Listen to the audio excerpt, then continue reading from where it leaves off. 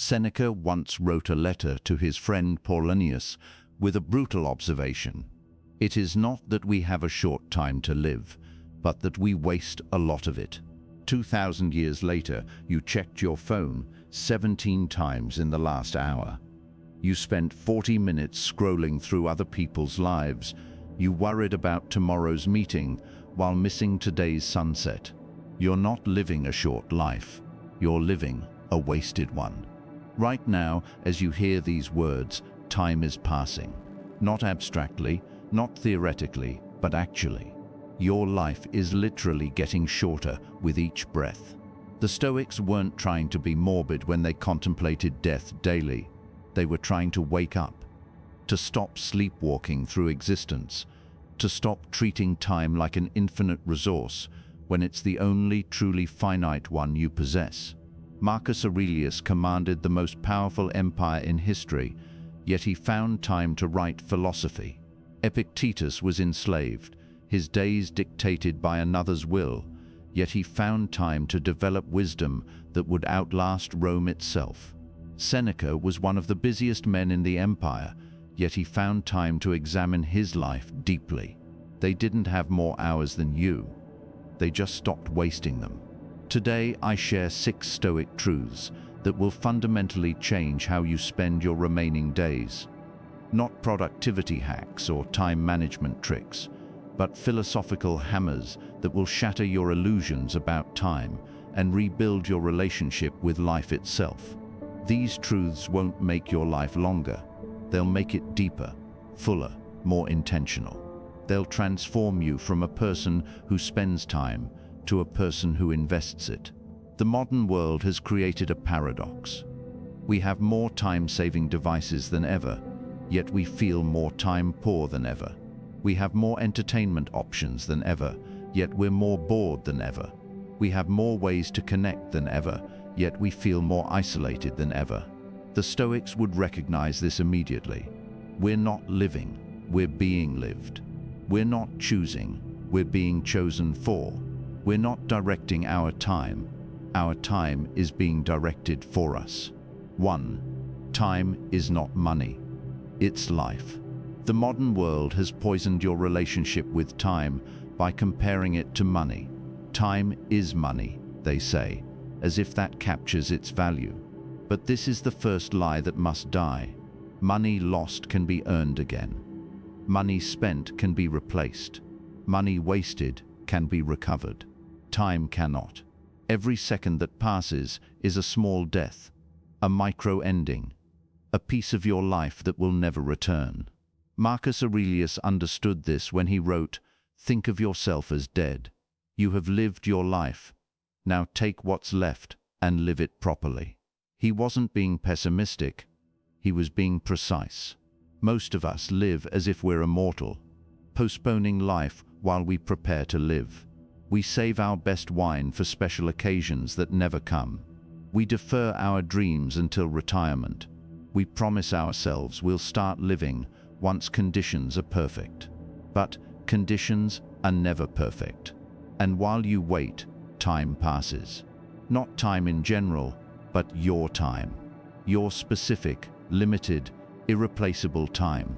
Every hour you spend in a job you hate is an hour of your life you've traded for money. Every day you spend in a relationship that deadens your soul is a day you'll never get to live again. Every year you postpone your true calling is a year removed from your finite total. Consider the mathematics of a human life. If you live to 80, you have about 700,000 hours. Subtract sleep, and you have roughly 460,000 waking hours. You've already spent a portion. How many remain? Nobody knows. But certainly fewer than you've already used. And what have you traded them for? What have you purchased with your irreplaceable hours? The Stoics practiced what they called memento mori immer. Remember you will die. Not to create anxiety, but to create urgency. Not to paralyze, but to prioritize. When you truly grasp that your time is your life, that spending time is spending life, everything changes. That mindless scrolling isn't just wasting time, it's wasting life. That toxic relationship isn't just taking your time, it's taking your life. That unfulfilling career isn't just consuming your hours, it's consuming your existence. Seneca advised performing a life audit. Look at how you spent last week. Hour by hour, where did your life go? Don't judge, just observe. How many of those hours were spent on what truly matters to you? How many were spent on other people's priorities? How many were spent unconsciously, automatically, mindlessly? This isn't about productivity, it's about consciousness. It's about recognizing that every moment you're unconscious is a moment of life you've missed. The brutal truth that most of us avoid: we're not afraid of death, we're afraid of life. Real life, conscious life, deliberate life. It's easier to drift, to follow, to waste time on the trivial, because then we don't have to face the weight of our choices. If we're just killing time, we don't have to take responsibility for how we're living. But killing time is killing life. And unlike a video game, you don't get extra lives. Think about the phrase killing time. We say it casually, as if it's harmless. But what we're really saying is killing life. Every moment of killed time is a small suicide, a voluntary surrender of the only resource that truly matters. The Stoics would be horrified by our casual relationship with time wasting. They understood that time is the material from which life is made. 2. The past is dead. The future is imaginary. The second truth cuts even deeper: you only ever have now. The past, no matter how much you replay it, is gone. The future, no matter how much you plan for it, doesn't exist. Yet most of us live everywhere, except the only place we can actually live, the present moment. Epictetus taught this with characteristic directness. When you are imagining some future good, remember that it is not yet real. When you are dwelling on some past pain, remember that it no longer exists. We suffer twice, he observed, once in reality and once in memory or anticipation. But only the present suffering is real. The rest is self-created, self-maintained, self-inflicted. Think about your own mental patterns. How much of your day is spent reliving conversations from yesterday, rehearsing what you should have said? How much energy goes into imagining tomorrow's challenges, problems that haven't happened and might never happen? You're time traveling constantly. But this isn't the gift it seems. It's a curse that robs you of the only time that actually exists. The psychological research confirms what the Stoics intuited: humans spend 47% of their waking hours thinking about something other than what they're doing. Nearly half of your life is spent mentally absent from your actual life. You're physically present, but mentally elsewhere, missing your own existence while you replay or pre-play moments that aren't happening. Marcus Aurelius wrote his meditations in the present tense for a reason. At this moment, he would begin. Right now, he would remind himself. He was commanding an empire at war, facing betrayal, plague, and constant crisis. The temptation to live in strategic futures or lost pasts must have been overwhelming. Yet he kept returning to now, to this moment, to the only point where life actually happens.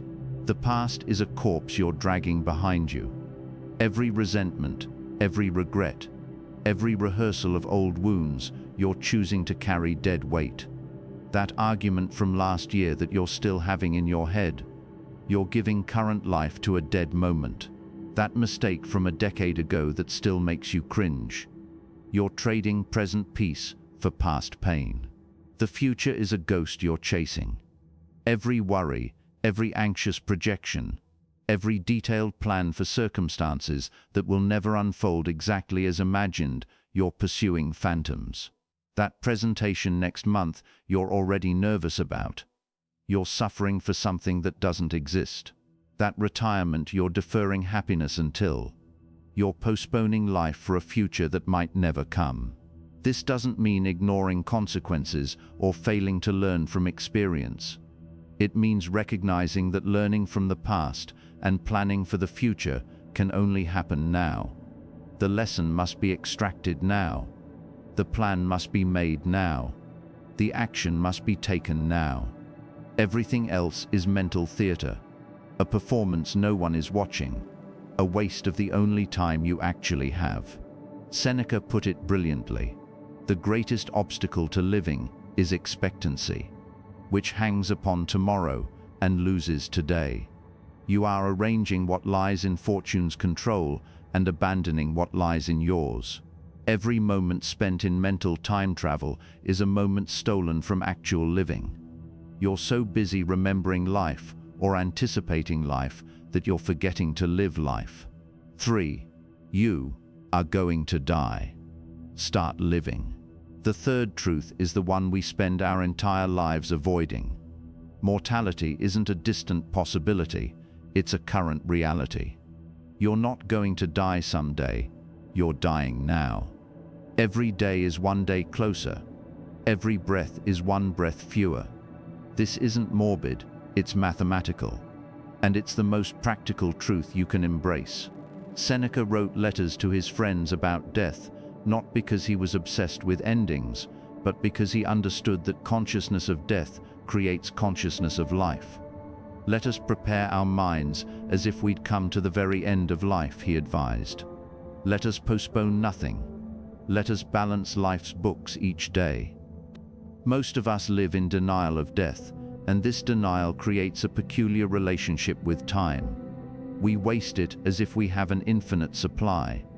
We postpone joy as if we're guaranteed tomorrow. We hold grudges as if we have years to reconcile. We delay dreams as if we'll get another chance. But death is the ultimate deadline, and it's non-negotiable. The modern world has sanitized death, hidden it away in hospitals and funeral homes, created entire industries dedicated to helping us forget our mortality. We use euphemisms, passed away, lost, departed, anything, to avoid saying died. We've created a culture of denial that would baffle the Stoics, who kept skulls on their desks and attended funerals regularly to remember life's brevity. Marcus Aurelius faced his own mortality directly. His meditations are filled with reminders that he could die at any moment. Emperor of Rome, the most powerful and protected man in the known world, and yet he knew that death doesn't respect titles, wealth, or power. It is not death that a man should fear, he wrote, but never beginning to live.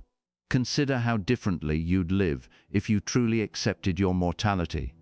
That grudge you're holding, you'd release it, knowing both you and the other person are dying. That dream you're postponing, you'd start today, knowing you might not get tomorrow. That love you're afraid to express, you'd speak it, knowing silence might become permanent. The Stoics practiced meditatio mortis, meditation on death. Not to become depressed, but to become alive. They would imagine their own deaths in detail, not morbidly but practically. What would they regret not doing? What would seem important in those final moments? What would seem trivial? Then they would adjust their lives accordingly. What would you do differently if you knew you had 1 year to live? 1 month? 1 day? The Stoics argue you should live that way now because you don't know. The time might be longer, but it might not. The only guarantee is that it's limited. The only certainty is that it will end. This awareness transforms everything. Petty grievances evaporate when held against mortality. Procrastination becomes impossible when you feel time scarcity. Authentic action becomes urgent when you realize you might not get another chance. Death consciousness doesn't create anxiety, it creates clarity. It doesn't generate fear, it generates focus. Epictetus, despite being a slave, understood this freedom that comes from accepting death. I cannot escape death, but at least I can escape the fear of it. When you accept death, truly accept it, not intellectually, but viscerally. you become paradoxically more alive. Every sunset becomes more vivid because you know your sunsets are numbered.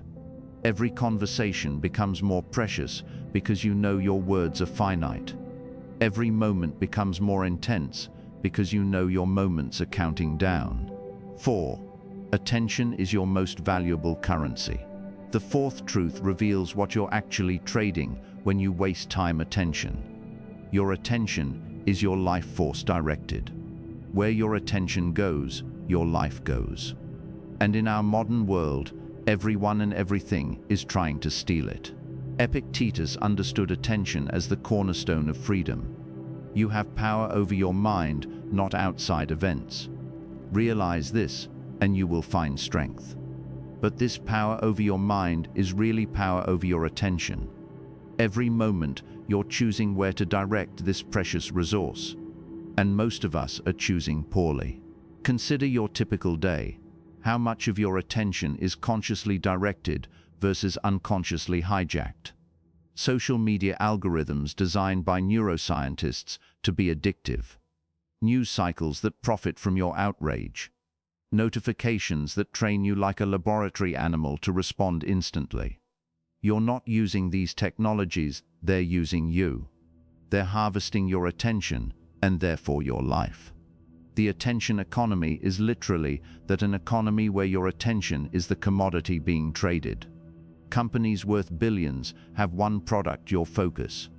They employ teams of psychologists, neuroscientists, and behavioral economists whose only job is to make their platforms more addictive.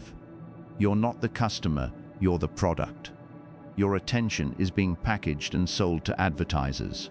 Marcus Aurelius ruled before these digital distractions existed, yet he still struggled with attention. He wrote constantly about focusing on what matters, about not being pulled into other people's dramas, about maintaining concentrated attention on his own duties and development. If the Emperor of Rome struggled with distraction, how much harder is your battle? The Stoics practiced what they called prosoche off, continuous attention. Not the scattered partial attention we mistake for multitasking, but deep sustained focus on what truly matters. This isn't about productivity, it's about presence. It's about being fully alive to your actual life, instead of half alive to a dozen different streams of stimulation. Modern research shows we check our phones an average of 96 times per day. That's once every 10 minutes of our waking hours. Each check isn't just the few seconds it takes to look, it's the minutes before, as your mind anticipates the check, and the minutes after, as your mind processes what you saw. You're living in a state of continuous partial attention, never fully present for your actual life. Your attention is being auctioned to the highest bidder every moment. Advertisers, platforms, people with agendas, they all want your attention because they know what the Stoics knew. Attention is life itself. When you give your attention to something, you're giving a piece of your finite existence. Choose wisely. Seneca warned about this scattering of attention. To be everywhere is to be nowhere. When your attention is divided among a dozen different inputs, you're not really present for any of them. You're existing in a state of perpetual distraction, never fully engaged with anything. You're living at the surface of life, never diving deep into actual experience. 5. Action beats intention. Every time. The fifth truth cuts through our most comfortable delusion that thinking about something is almost as good as doing it. That planning is progress. That intention matters more than action. The Stoics knew better. They knew that philosophy without practice is just intellectual entertainment.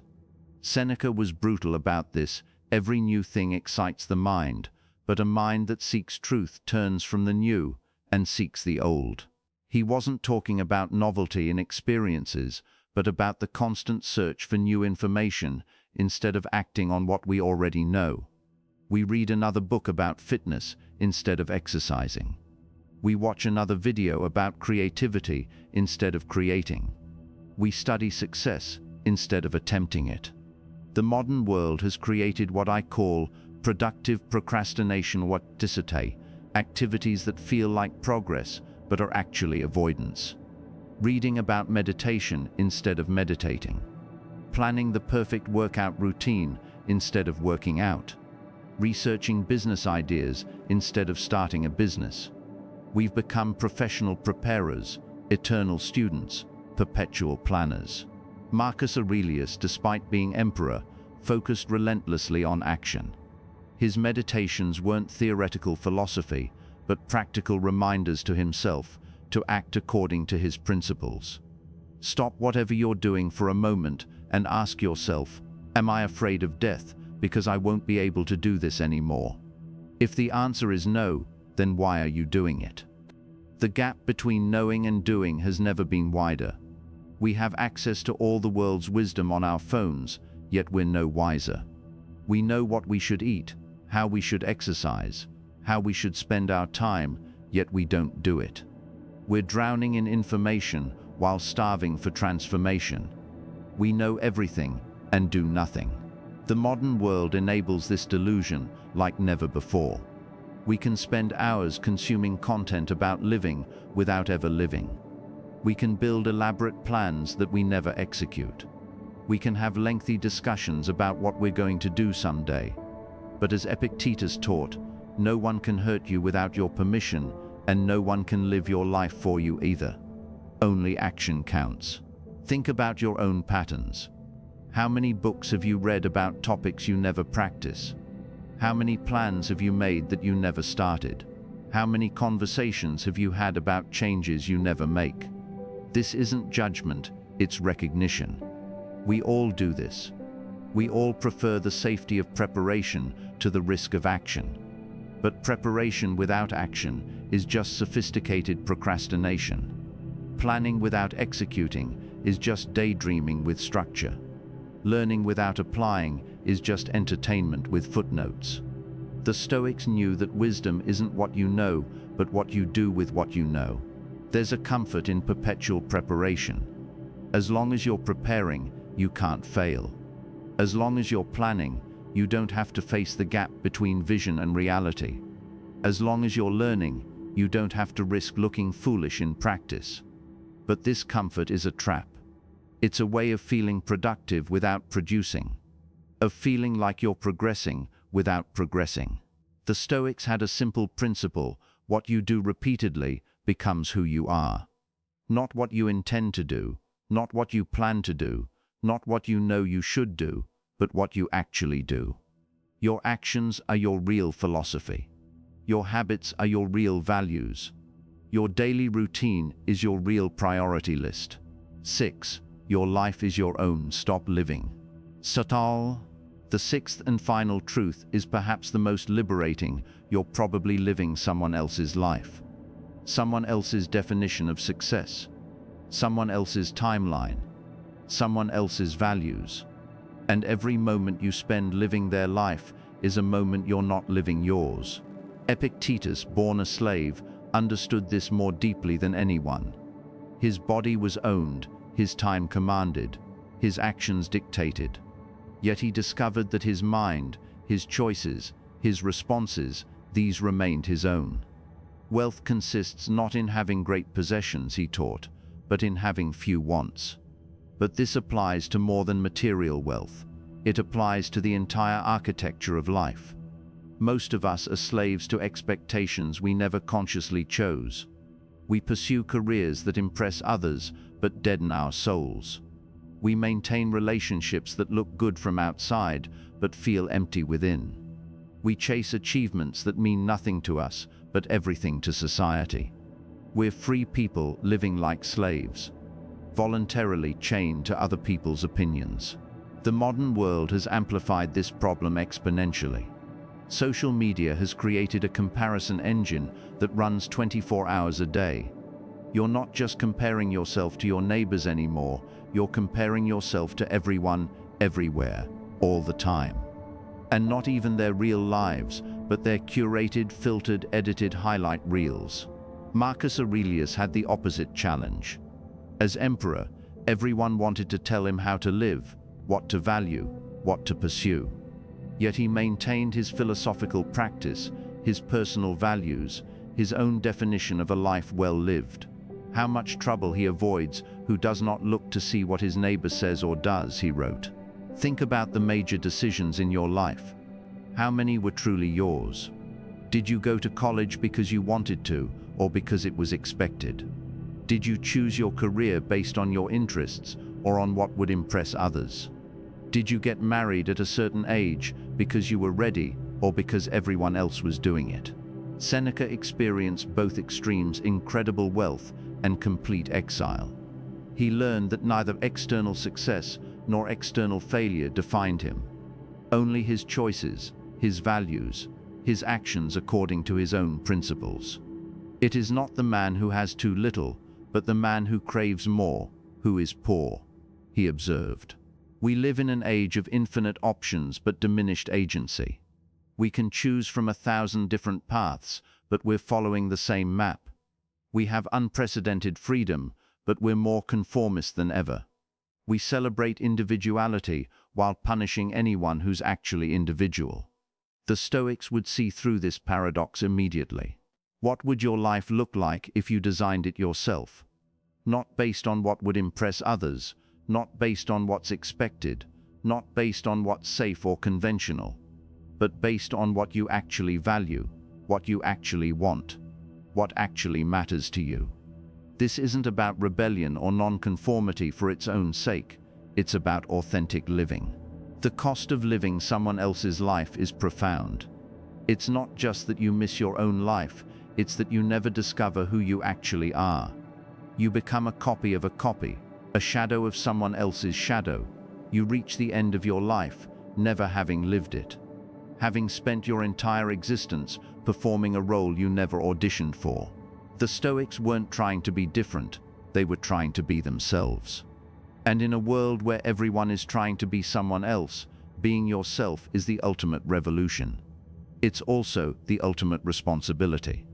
When you stop blaming others for your choices, stop using their expectations as excuses, stop hiding behind their definitions of success, you have to face the weight of creating your own life. The integration, building your life. These 6 truths don't exist in isolation. They weave together into a philosophy of time, attention, and action that can transform your remaining days. When you realize time is life, not money, you stop spending it carelessly. When you recognize only the present exists, you stop living in mental time travel. When you embrace your mortality, procrastination becomes impossible. When you guard your attention like the treasure it is, you stop letting others steal your life force. When you choose action over intention, you start building instead of dreaming. When you reclaim your life from others' expectations, you finally begin living. The Stoics didn't just think about these truths, they lived them. Marcus Aurelius woke before dawn to write and reflect, not because he had to, but because he chose to use his time intentionally. Seneca examined his days each evening, not in judgment, but in awareness. Epictetus taught students, not for fame, but because teaching aligned with his values. Building your life requires daily practice. It's not a one-time decision, but 1,000 small choices. Every morning, you choose whether to check your phone immediately or to start with intention. Every hour, you choose where to direct your attention. Every day, you choose whether to act on your values or defer to others' expectations. The Stoics understood that character is built through repetition. Excellence is not an act, but a habit. You become what you repeatedly do. If you repeatedly waste time, you become wasteful. If you repeatedly defer to others, you become dependent. If you repeatedly choose comfort over growth, you become stagnant. But if you repeatedly choose consciousness over unconsciousness, you become aware. If you repeatedly choose action over intention, you become effective. If you repeatedly choose your values over others' expectations, you become authentic. Day by day, choice by choice, you build a life that's truly yours. Conclusion. The time is now. As we reach the end of this exploration, Recognize that reading about these truths is not the same as living them. Knowledge without action is just sophisticated ignorance. Understanding without application is just intellectual entertainment. The Stoics would judge this teaching not by whether you found it interesting, but by whether it changes how you live. Tomorrow morning, you will wake up one day closer to death. This isn't meant to frighten you, but to focus you. You'll have approximately 16 waking hours, 960 minutes, 57,600 seconds, each one irreplaceable, each one a choice, each one an opportunity to waste or to live. The past is gone. Whatever time you've wasted is irretrievable. But self-recrimination is just another form of waste. The future hasn't arrived. Whatever time you hope to have is hypothetical, but planning without action is just another form of procrastination. Only now exists. Only this moment is real. Only this breath is guaranteed.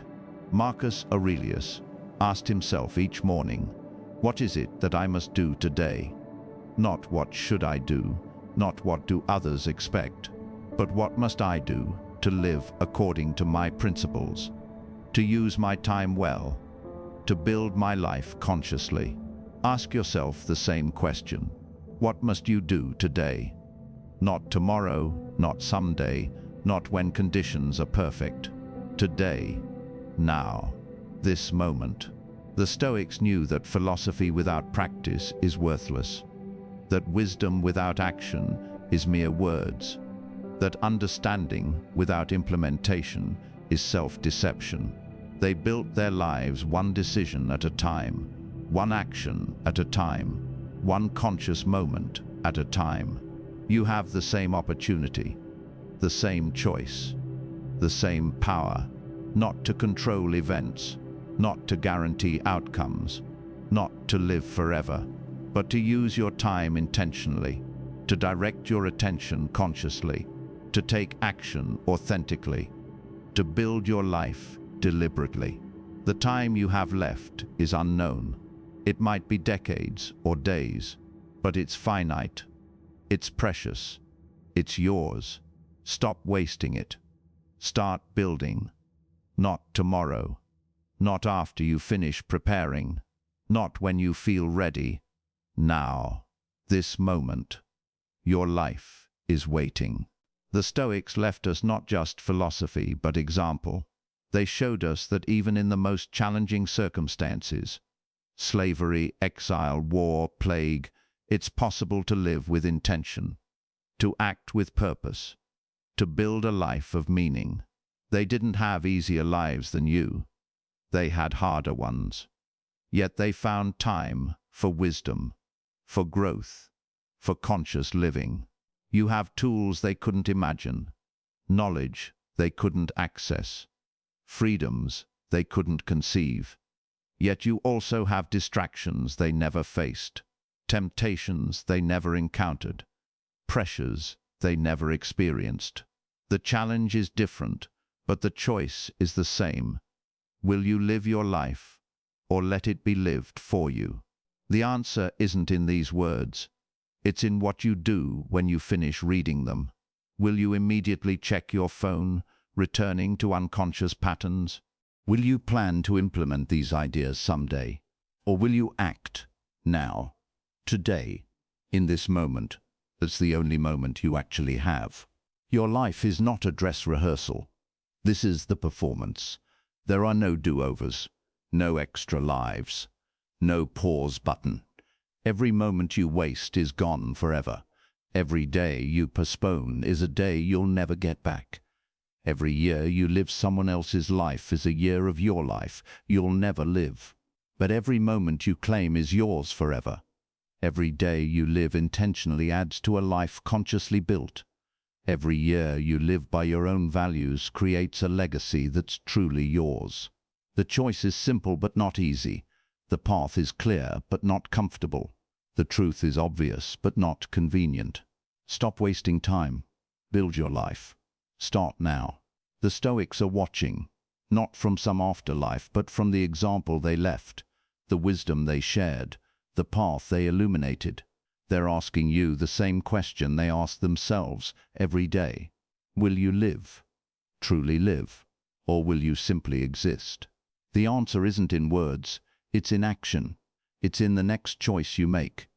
It's in how you spend the next hour, the next day, the rest of your finite, precious, irreplaceable life. Time is a passing, right now, this moment. What will you do with it?